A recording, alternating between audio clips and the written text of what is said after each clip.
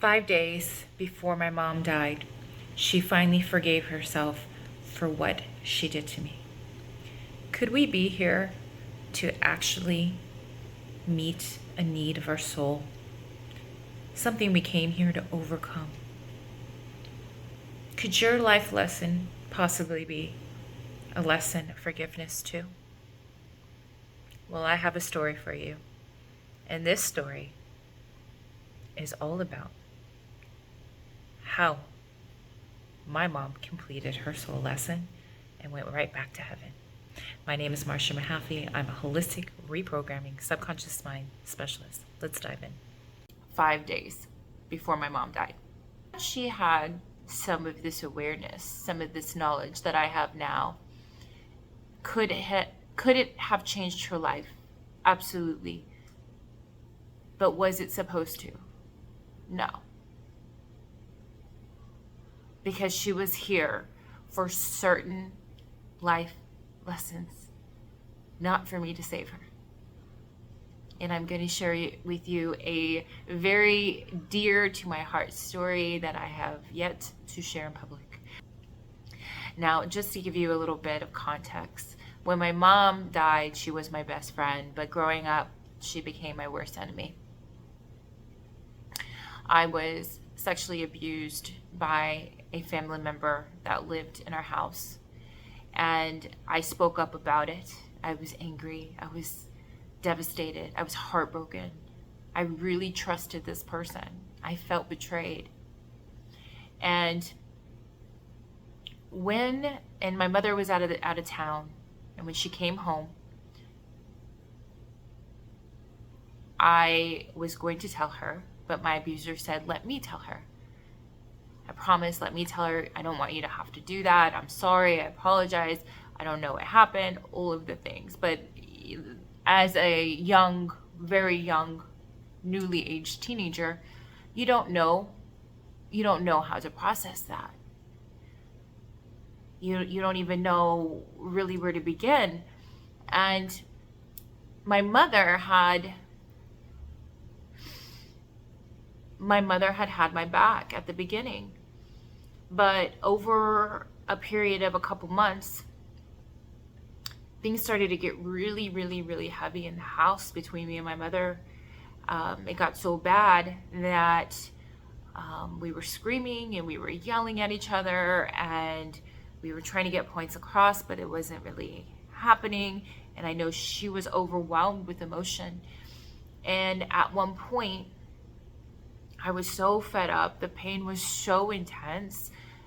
I didn't feel like I had anybody that had any logical type of sense, because all of the adults around me were wounded in my family as well. So there wasn't no person I could say like, hey, what do I do? How do I handle these emotions?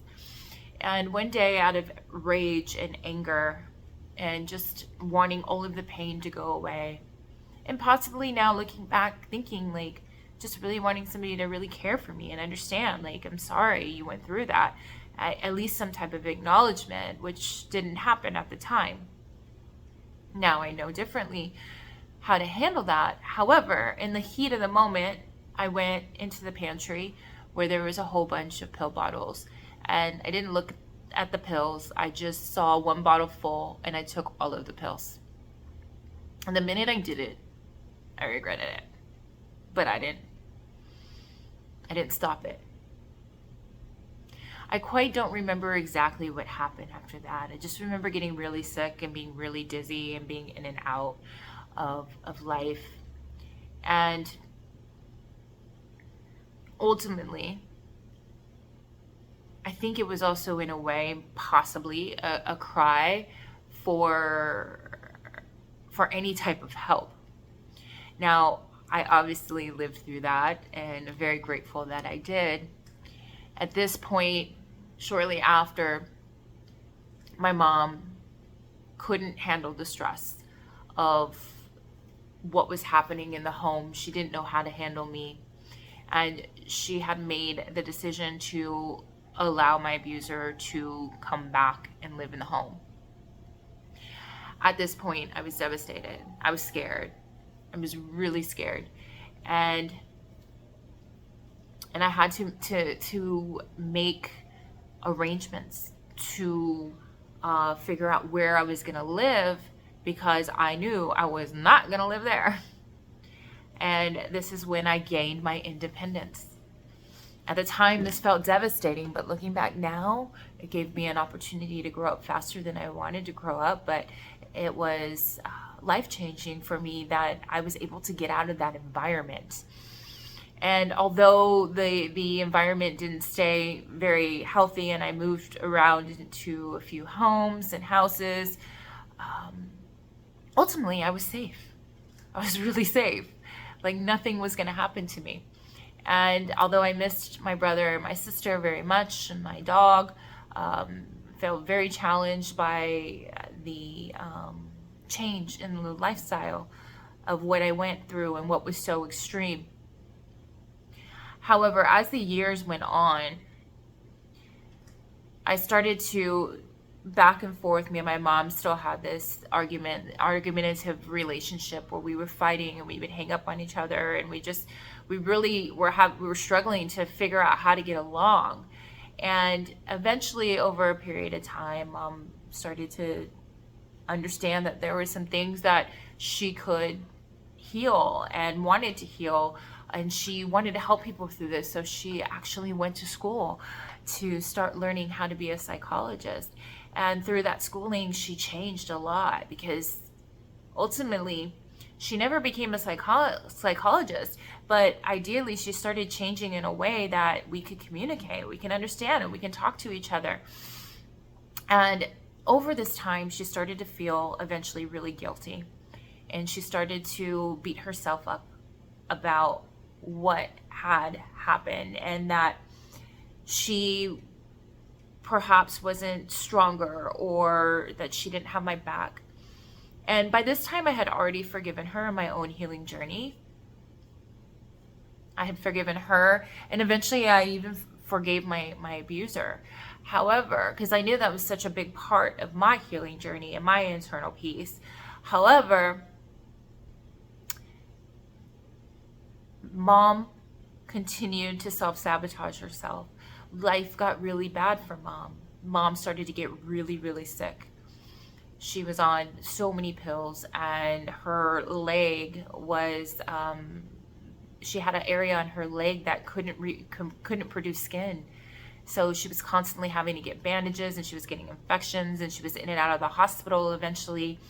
And at this time, I had no idea that stored emotions come out in the body in actual disease in the body. So I just thought my mom was sick. She was always tired. Like, she was changing. She was on so much medication, like tons of medication, that it was just something we started to just live with. Like, Mom would show up, or she wouldn't show up, or we just like, okay, she's sick again.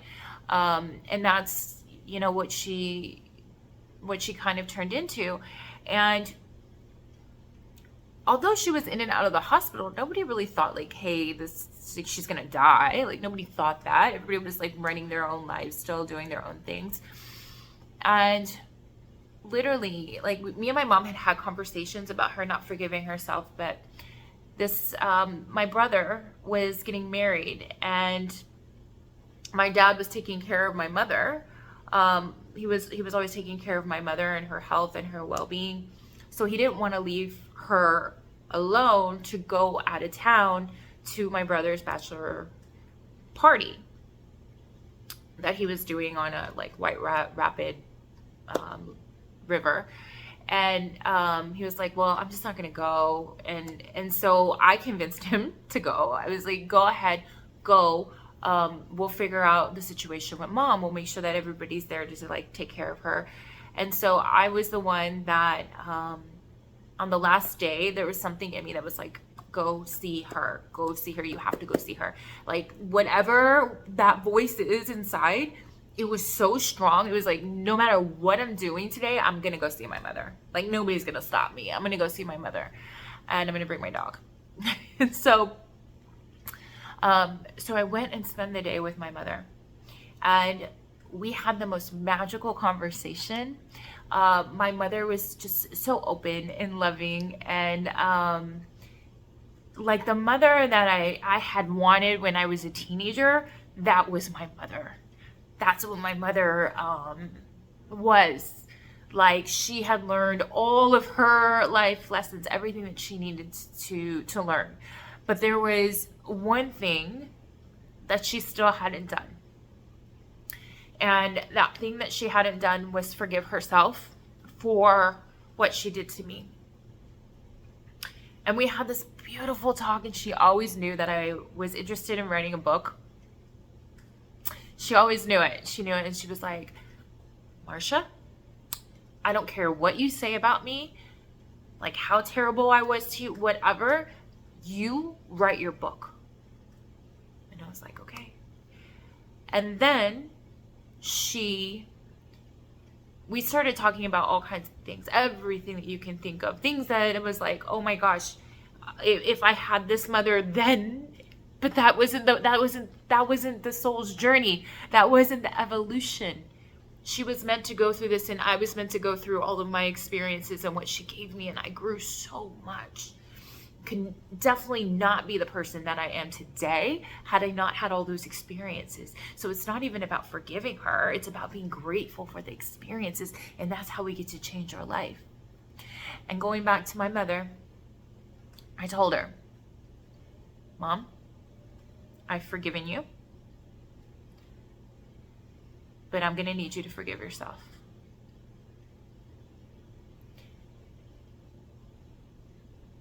Five days later, my mother passed away in her sleep. We still don't know how. But she looked, from what I hear, very peaceful.